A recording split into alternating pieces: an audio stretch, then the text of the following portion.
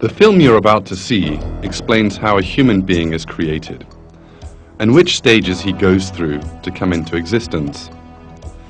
This film is about you.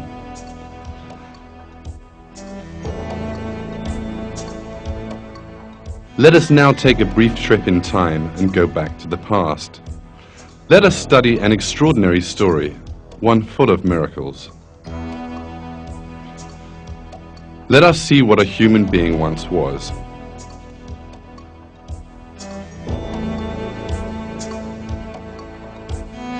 A single cell in the mother's womb. A helpless thing in need of protection, smaller than a grain of salt.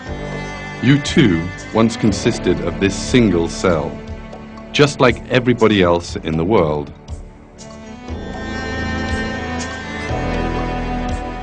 And then this cell divided, becoming 2 cells. Then they divided and became 4, then 8, and then 16 cells. The cells continued dividing. First a piece of flesh emerged, then this piece of flesh took shape. It developed arms, legs, eyes.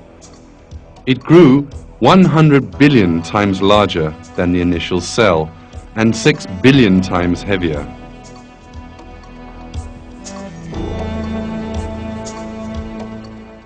God performed a string of miracles and created the human being you are watching in this film, who was once just a drop of water. He revealed to man how he created him in the Quran in these words. Does man think that he will be left uncontrolled, without purpose? Was he not once a drop of ejected semen? Then he became a clot. So he created and fashioned him and made him into 2 sexes, male and female. Is he who does this not able to bring the dead to life?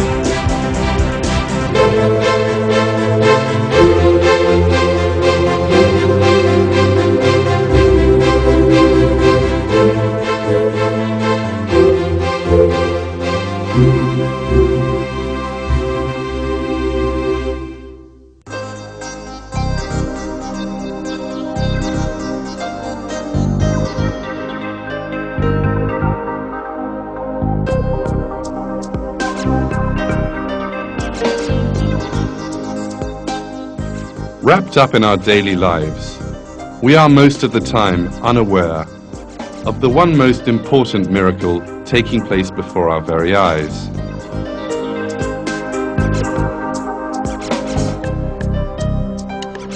This miracle is the miracle of creation in human beings.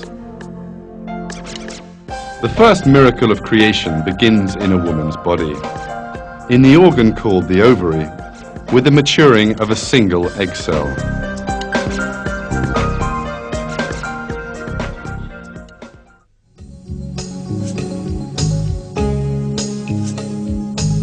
There is a long journey ahead of this maturing egg.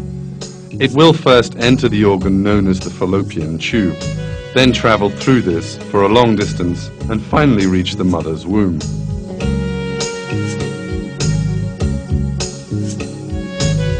Shortly before the mature egg is released from the ovary, the fallopian tube gets ready to catch it. With sensitive movements, it tries to locate this egg cell on top of the ovary. As a result of this search, the fallopian tube finds the maturing egg and pulls it into itself, and the egg's journey has begun at last.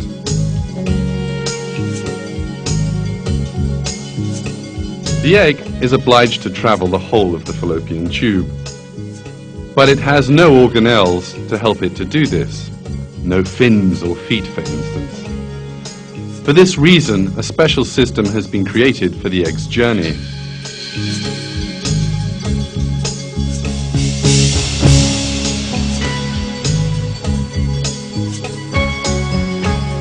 Billions of cells on the inner surface of the fallopian tube have been charged with ensuring the egg reaches the womb.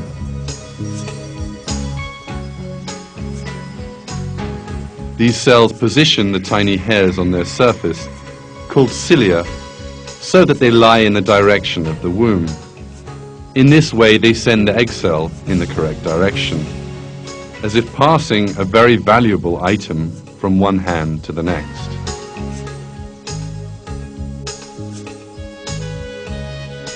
Consider this for a moment. These tiny hairs are part of a highly intelligent plan and have been situated just where they need to be, in just the shape they need to be. All of them together, they perform a carrying motion in a unified direction.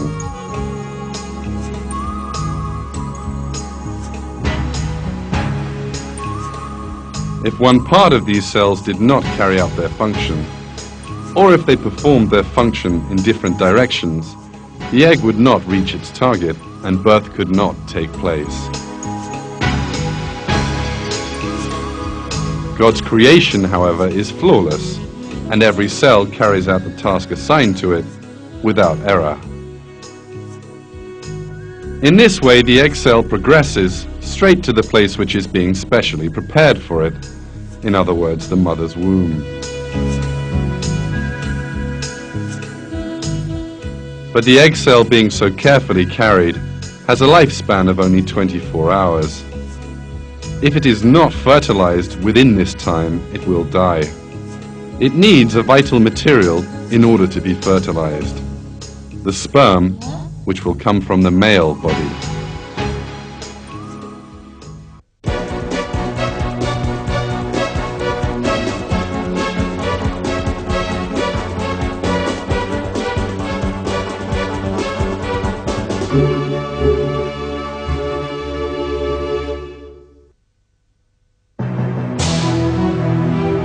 A sperm is in fact a cell, the function of which is to convey the genetic data of the male to the egg cell in the woman's body.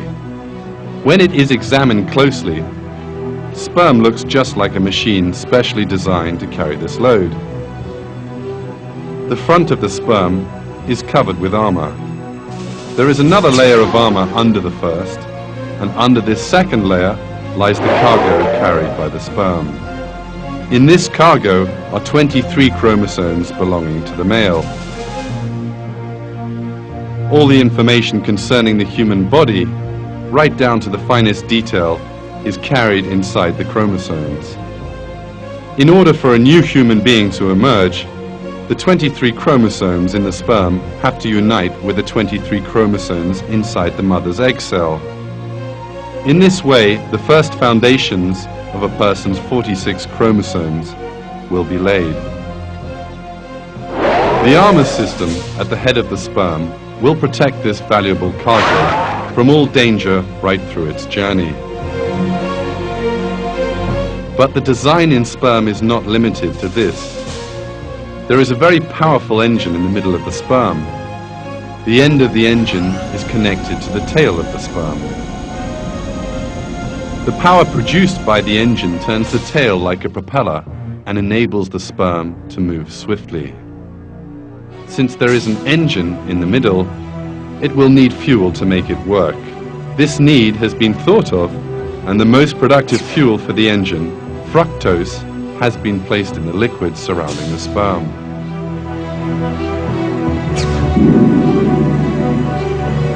In this way, The fuel for the engine is provided throughout the length of the journey it will undertake.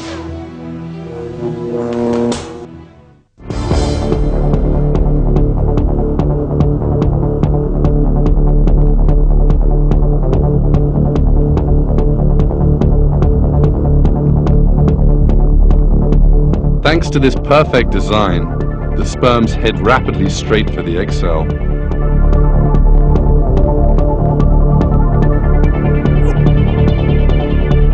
When the length of the sperm and the distance traveled are considered, it emerges that this is relatively as fast as a speedboat.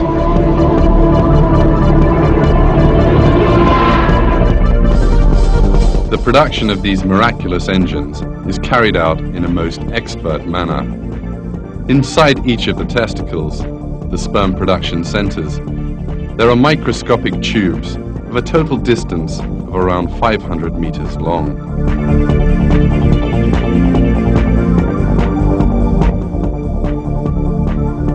The production inside these tiny tubes works just like the conveyor belt assembly system inside a modern factory.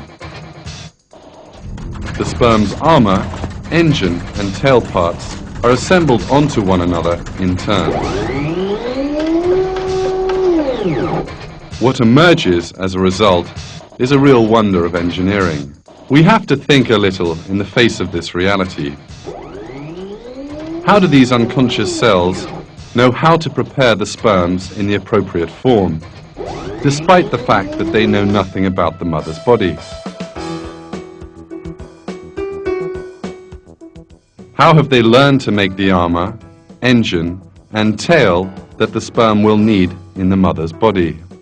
With what intelligence do they assemble these components in the correct order? How do they know that the sperm will need fructose? How have they learned to build an engine that runs on fructose?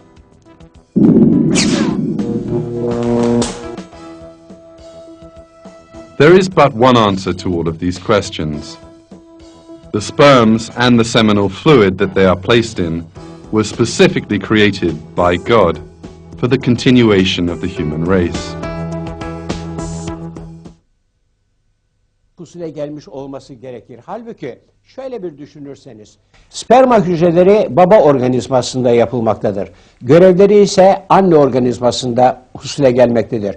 Ve dünya kurulalı beri, yani insanlık aleminin tarihinde hiçbir sperma yaptığı görevden sonra, anne organizmasındaki görevinden sonra baba organizmasına tekrar dönüp kendisini yapan hücrelere neler yaptığını, hangi güçlüklerle karşılaştığını, görevinin ne olduğunu söylemek imkanına sahip değildir. O halde nasıl oluyor da sperma hücresi organizmada mevcut binlerce çeşit hücreden çok çok ayrı bir yapıya sahiptir? Sperma hücresi nereden babadan aldığı genetik yükü ileride hayat vereceği bir organizmaya götüreceğini biliyor ki başında, önünde bir zırh taşımaktadır. Sperma hücresi ileride bir hücrenin zarını delmek gerekeceğini nereden biliyor ki zırhın arkasına yerleştirilmiş bir takım kimyasal silahları birlikte götürüyor? İşte görüyorsunuz, sperma hücresinin bütün bu yapısını, yaptığı görevleri, üstlendiği olayları tesadüfen olması, tesadüfen yapması, hatta bilerek tekrar ede yapması mümkün değildir. Burada Allah'ın, yaratıcının kendisini nasıl görevlendirdiğini ve bu görevi nasıl mükemmel şekilde ifade ettiğinin en açık belirtisidir. This wonderful planning in the design of sperm is in itself a miracle of creation. In fact, God draws special attention in the Quran to the creation of the seminal fluid in which the sperms exist.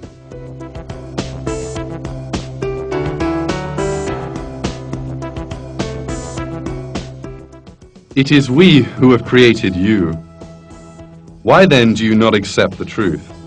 Have you ever considered that seed which you emit? Is it you who create it, or are we the creator?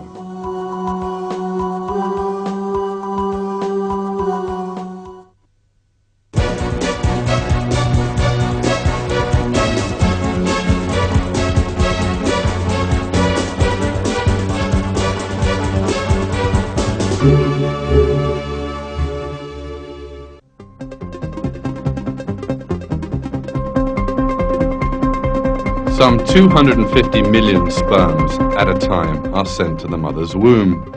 This number is deliberately kept high because as soon as the sperms enter the mother's body, they find themselves facing lethal dangers. There is a dense mixture of acids in the mother's reproductive organs designed to combat bacteria. This acid mixture is also fatal to sperms. Within a few minutes, the walls of the womb are coated with millions of dead sperms. A few hours later, most of the 250 million sperms will have died.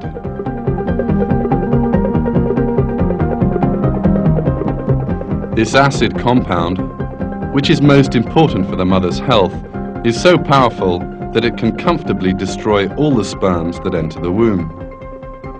In that event, fertilization could not take place, and the human race would come to an end. But God, who created the sperms, has also created precautions against the dangers that they will face in the mother's womb. While sperm is being produced in the man's body, a basic compound is added to the fluid that contains the sperms. This compound partially eliminates the effect of the acid in the mother's womb. Thanks to this, a number of sperms pass the mother's womb and manage to reach the entrance to the fallopian tube. If you'll notice, the sperms all travel together in the same direction. But how do they find this right direction? How do they know where the egg, no larger than a speck of dust, is? The sperms find the way to the egg because another perfectly created biological system comes into action. The egg gives off a chemical signal to attract the sperms, which are about 15 centimeters away from it. The sperms head straight to the egg thanks to this signal.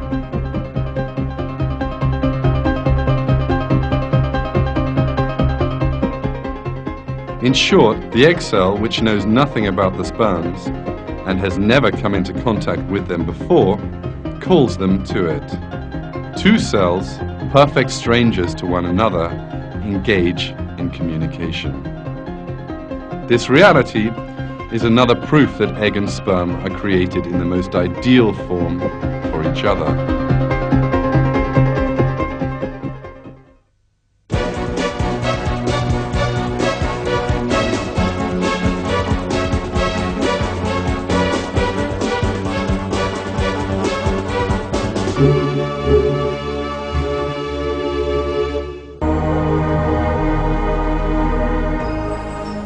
Finally, around 100 sperms manage to reach the egg.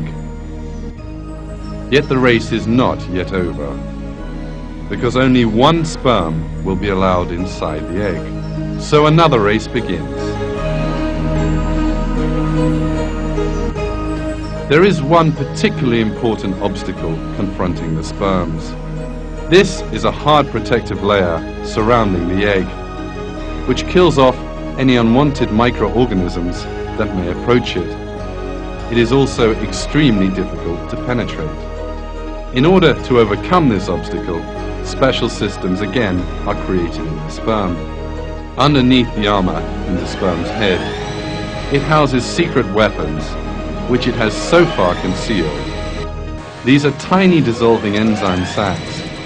These little sacs make a hole in the protective layer by dissolving it, and the sperms can then enter this layer.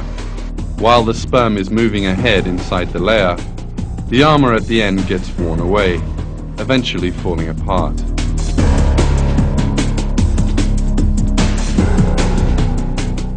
The falling apart of the armor is part of the perfectly functioning plan, because thanks to this, the second set of enzyme sacs inside the sperm can emerge.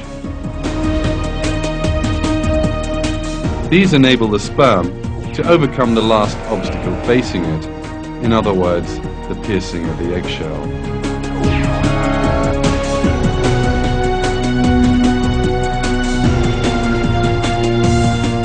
You are now looking at pictures taken by an electron microscope. The sperm has red-colored armor. This armor melts away, and the sperm enters the egg through its shell.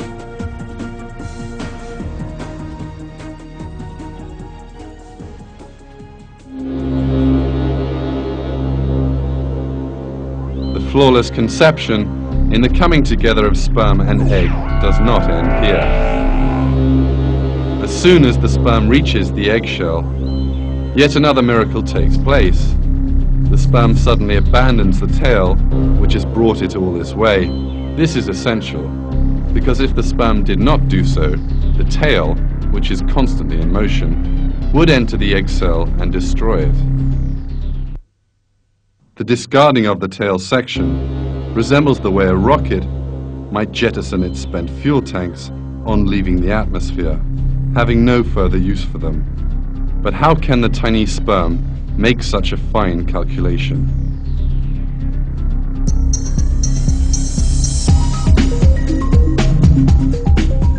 In order for the sperm to be able to make this calculation, it has to know that it has come to the end of its journey and therefore has no further need for its tail. But a sperm is an unconscious biological machine, which has no intelligence and is not able to perceive its surroundings. God, who creates sperm, created it together with a system that enables the tail to fall off at just the right moment. The sperm, abandoning its tail, pierces the egg and deposits the load, in other words, the chromosomes, through the hole it opens up. The process of the carrying of the genetic data in this way comes to an end. As a result of the harmonious functioning of hundreds of different and independent systems, genetic data regarding the man's body reaches the egg cell. As we have seen, even just the union of sperm and egg is only possible thanks to a perfect planning and design, leaving no room for any coincidence.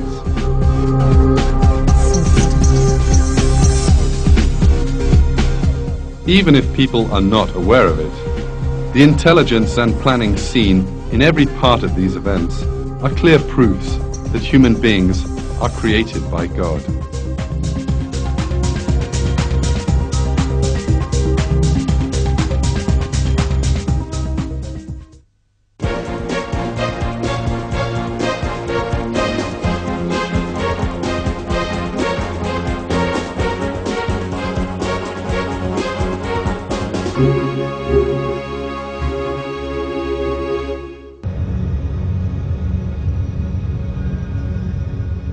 You are looking at an egg cell which is not yet joined with a sperm. The genetic data of the sperm and the egg are side by side. But one of the greatest miracles in the world is about to happen. Two sets of genetic information are about to mix with one another to form an entirely new human being. And union has happened. This first cell is called a zygote. It may be hard to believe, but inside this cell is all the information regarding a person as yet unborn. The unborn baby's eyes, complexion and hair color, the shape of his face, and all his other physical features are encoded here.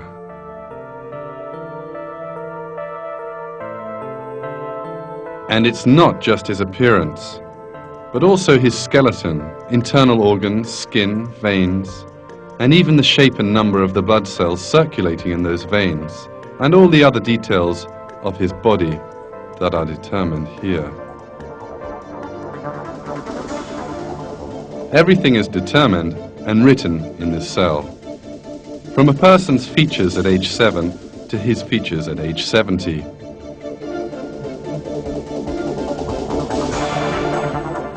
Shortly after fertilization, the cell will perform another very surprising action.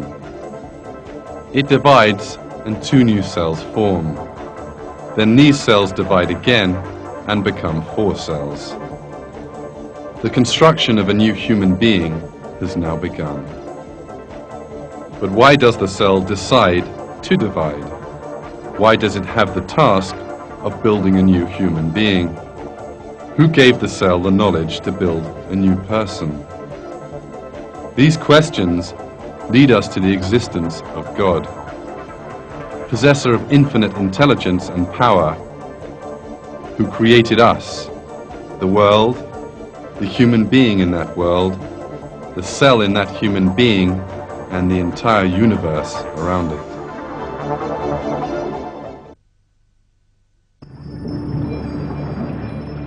At this moment, you're seeing the journey inside the fallopian tube of the constantly dividing and multiplying cell. This collection of cells is known as a morula.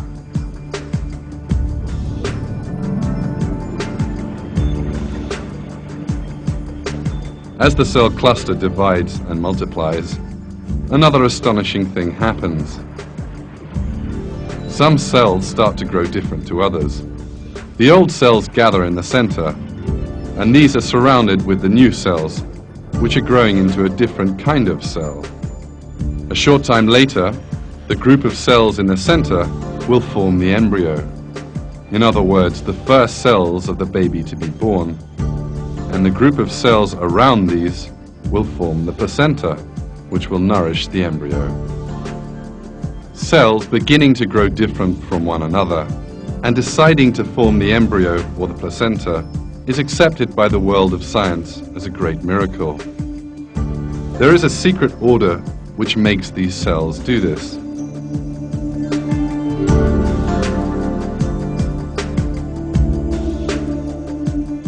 About 4 days after fertilization, the dividing cells reach an area specially prepared for them, that is to say, the mother's womb. In order not to be expelled from the body, they have to cling on to the womb. However, the newly forming embryo is a round cluster of similar cells. It has no special hook or extension to enable it to cling on anywhere. So how does it stick to the wall of the womb?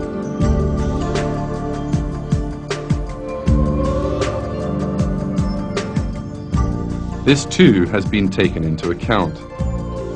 When these cells reach the wall of the mother's womb, a special system goes into operation. What you're now seeing is a cell cluster which has just reached the mother's womb, seen now under an electron microscope. The cells on the very outside give off a special enzyme which dissolves the womb wall.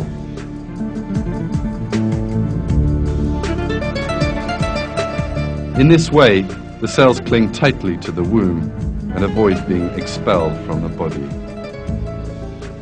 The presence of these cells, which are both in the right place and which release the necessary enzyme, once more reveals the perfection of creation. Thanks to this flawless creation, the cell cluster is buried in the wall of the womb.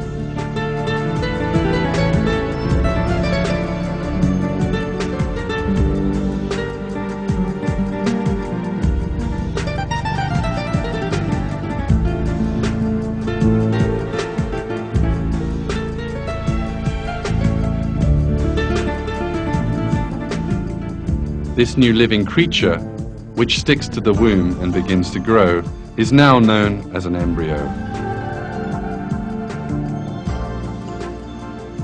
This truth, discovered by modern science, revealed an important miracle of the Quran.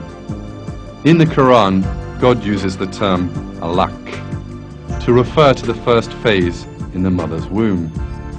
Read in the name of your Lord, who created. He created man from alaq.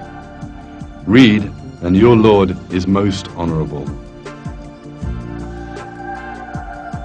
Alaq, in Arabic, means a thing which holds on to somewhere. The word is even used in describing certain parasites which stick to the skin and suck blood.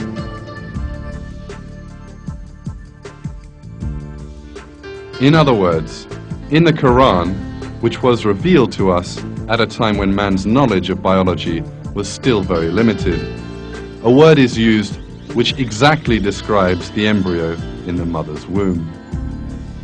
This proves once more that the Quran is the word of God.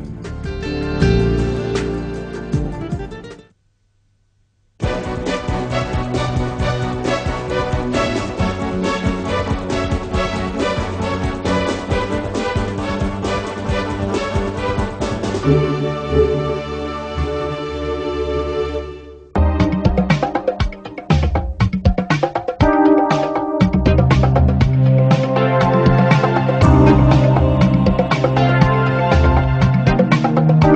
countless number of single-celled creatures live in our world, which is a planet full of life. All of these single-celled creatures multiply by dividing and form exact copies of themselves as they do so. The embryo developing in the mother's womb also begins life as a single-celled creature, and the cell multiplies by copying itself. In this situation, unless there were a design, the cells of the unborn baby would all turn out to be the same, and what eventually would emerge would not be a human being, but a shapeless mass of organic matter. But nothing like that happens, because the cells are not unsupervised. A few weeks after the sperm and egg have come together, the cells start to differentiate, obeying a secret command which is apparently given to them. We are now witnessing this change, which is described as a miracle by all scientists. The unconscious cells have set about building the internal organs, skeleton and brain.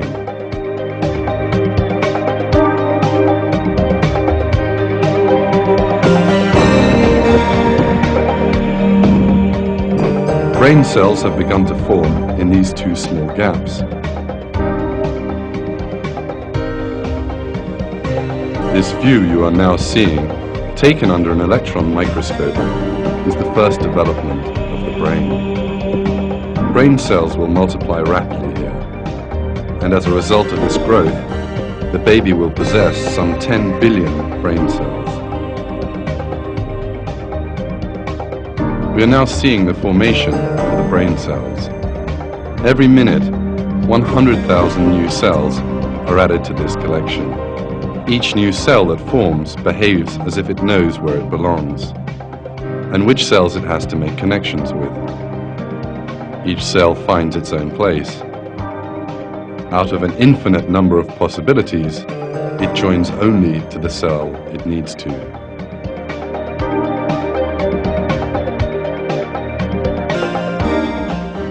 There are 100 trillion connections in the human brain. In order for brain cells to be able to make these trillions of connections properly, they need to demonstrate an intelligence far superior to that possessed by humans. However, cells have no intelligence at all. And not just brain cells. Each of the dividing and multiplying cells in the embryo heads from the place where it first formed straight to the point it has to occupy, and each one finds the place designed for it. And here, whichever cells they have to form connections with, they also do. So who is it who makes these cells, which have no awareness, follow this intelligent plan?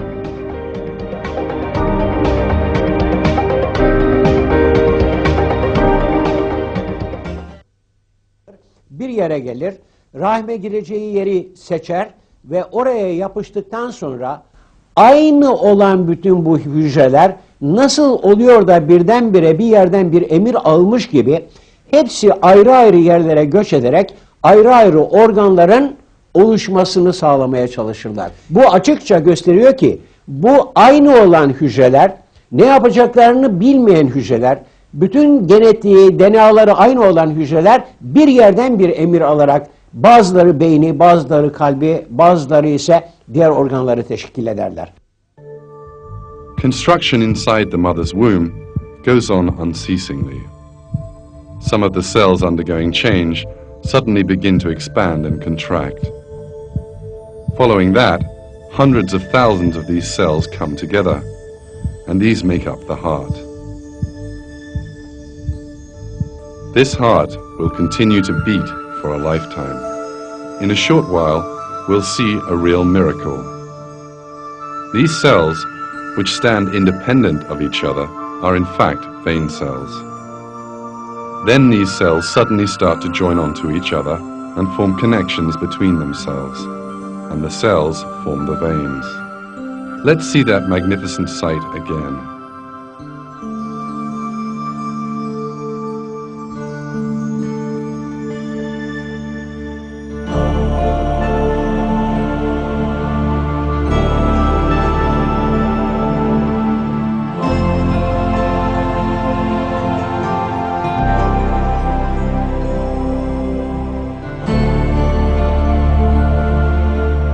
How have these cells learned that they have to form a vein, and how can they do it?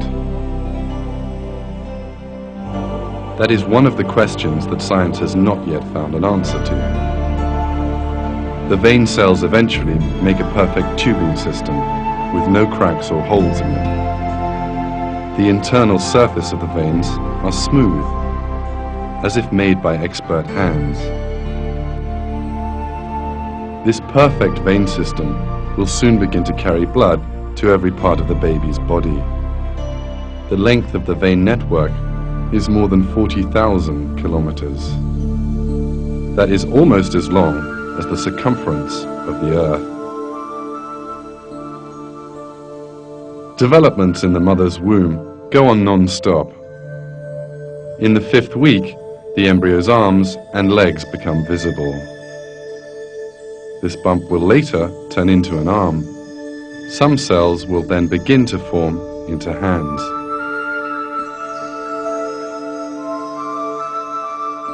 But in a while, some of these cells will do a most surprising thing. Thousands of them will commit mass suicide.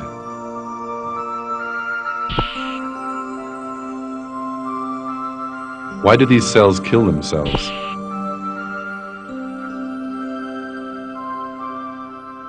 The dying cells perform a crucial function. The bodies of these cells, which die along a specified line, are necessary for the formation of fingers. The remaining cells begin to eat the dead ones, and empty spaces appear in these regions. These empty spaces are the gaps between the fingers. Why do these cells make such a sacrifice? How is it that a cell can kill itself so that the baby can have fingers in due course? How does the cell know that its death will serve such a purpose? All this once again shows that all the cells which make up the human being are directed by God.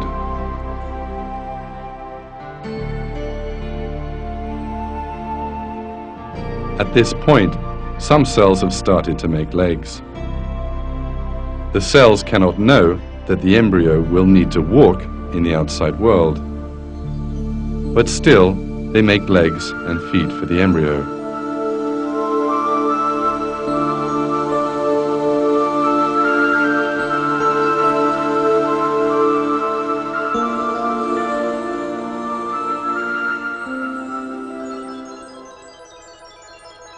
You are now looking at the face of a 4-week-old human being. At this stage, 2 holes develop, one on either side of the embryo's head. It's hard to believe, but the eyes will be constructed in these holes. Development of the eyes starts in the 6th week. The cells operate with an unbelievable plan for months, and one by one form the different regions of the eyes. Some cells build the cornea, some the pupil, and others the lens. Each cell stops when it reaches the limit of the region it has to build. And the eye, which consists of some 40 different components, is constructed flawlessly.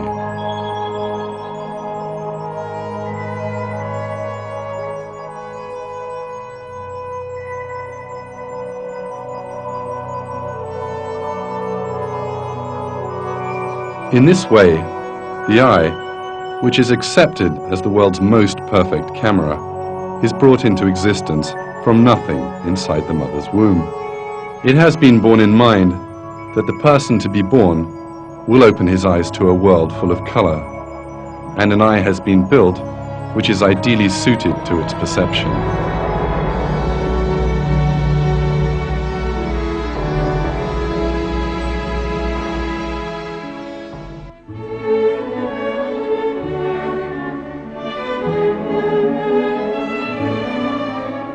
sounds this as yet unborn person will hear and the music he will listen to have also been taken into consideration.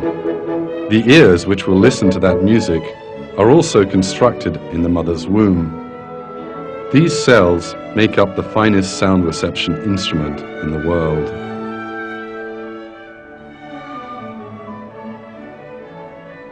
These scenes remind us once more that sight and hearing are in fact great blessings that God has bestowed upon us. God puts it this way in the Quran: "And God has brought you out from the wombs of your mothers while you know nothing. And He gave you learning, sight and hearts, that you might give thanks."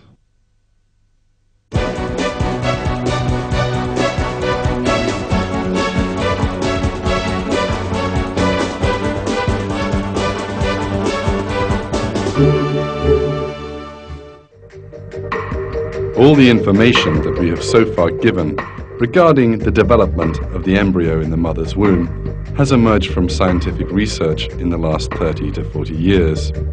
And this new information has enabled more new miracles of the Quran to be grasped.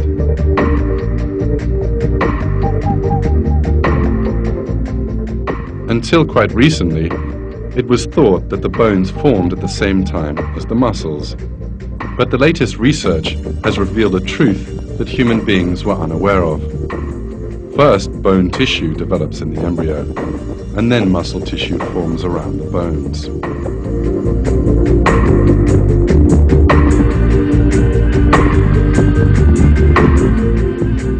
The interesting thing is that this newly discovered fact was revealed 1400 years ago in the Quran.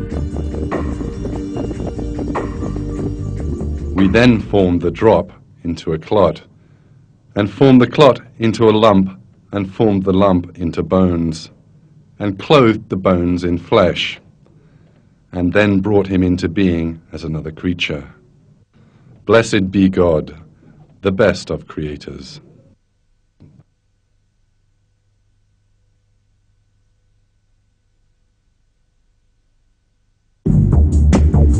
On the other hand, scientific research into birth has shown that the baby goes through 3 stages in the mother's womb.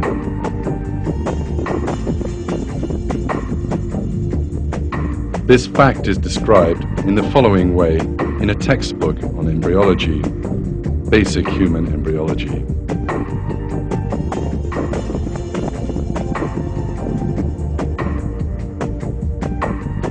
Life in the womb goes through 3 phases: pre-embryonic, the first 2.5 weeks, embryonic, up to the end of the 8th week, and fetal, from the 8th week to birth. This information, which was come by with the use of modern technology, the result of long years of research, was nevertheless given in the Quran some 1400 years ago. These 3 phases in the mother's womb are announced in the Quran in this way: He creates you stage by stage in your mother's wombs in a 3-fold darkness. That is God, your Lord. Sovereignty is His. There is no God but Him. So what has made you deviate?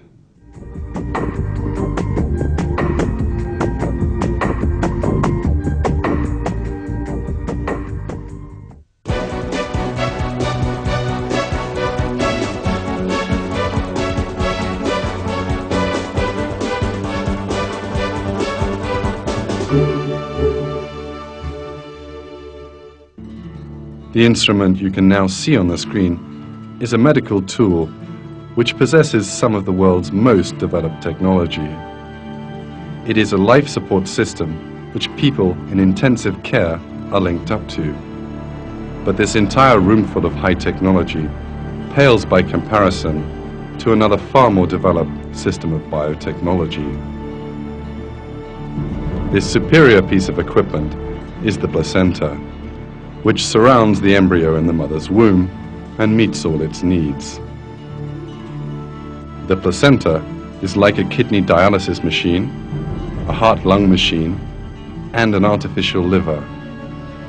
It carries out all these functions at the same time It is a wonderful design which enables mother and baby to live.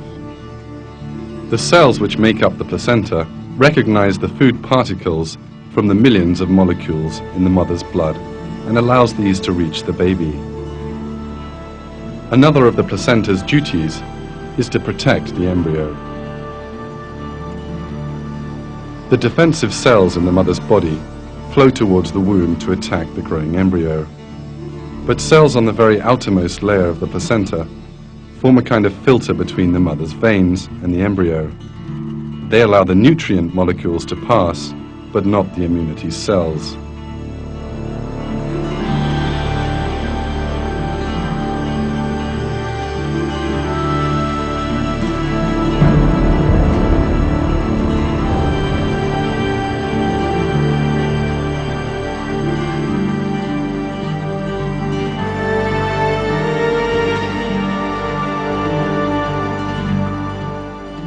If the job of taking care of the growing embryo's needs had been given to a human being and not the placenta, then the embryo would not survive more than a few minutes. Because mankind does not possess the kind of technology, it would need to calculate the embryo's changing needs and then meet them. The only piece of technology sufficiently sophisticated to carry out this function is the placenta. This cord enables the link to be formed between the baby and the mother's body.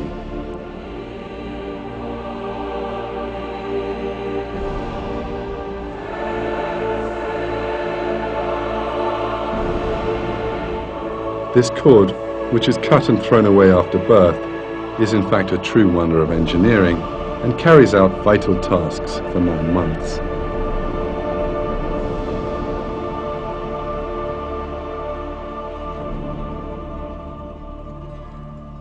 It contains 1 vein and 2 arteries.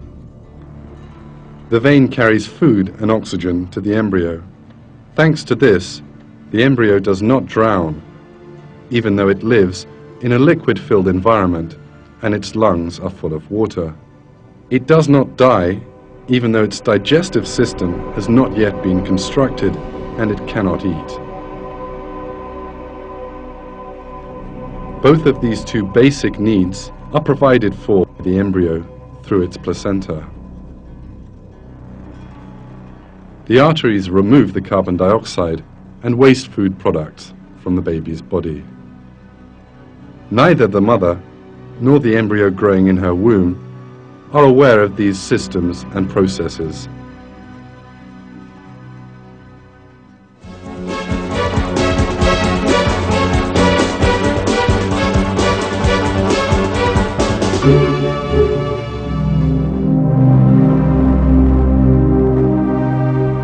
As the months pass, the baby in the mother's womb takes shape and grows.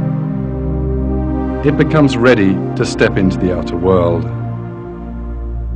The time has now come for the final stage, birth. But there is a great deal of danger for the baby waiting in the mother's womb. The baby will be born by passing through the mother's womb and between her pelvic bones, posing a great threat to the unborn child. During birth, the baby's head will be squashed in these narrow areas, and its skull will come under pressure. But here again, a special precaution has been taken to protect the baby's health. The bones in the skull of the newborn baby are soft.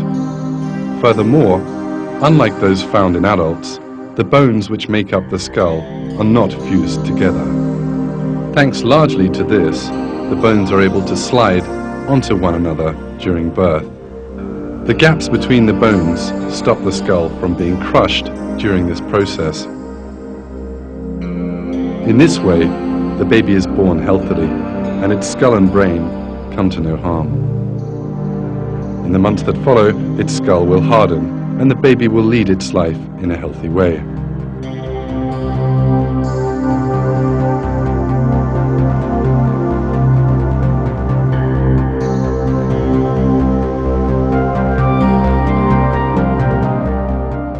The stages of development that have been recounted throughout this film have happened to every human being in in the world, everyone was hurled towards the womb as a sperm cell joined with the egg, thanks to the specially created conditions there, and then began life as a single cell.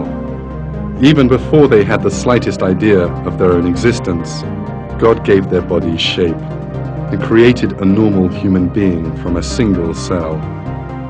It is the duty of everyone in the world to consider this fact.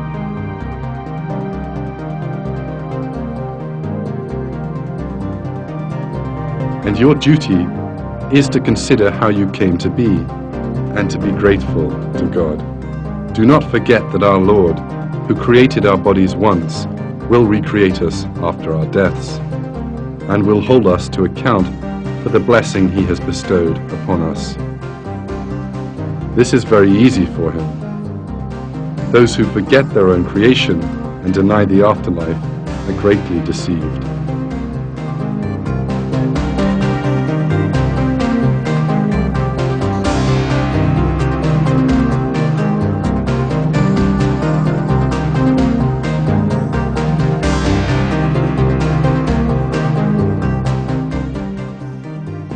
God speaks of these people in the Quran. Does not man see that we created him from a drop, yet there he is, an open antagonist? He makes likenesses of us and forgets his own creation, saying, "Who will give life to the bones when they are decayed?" Say, He who made them in the first place will bring them back to life. He has complete knowledge of every created thing.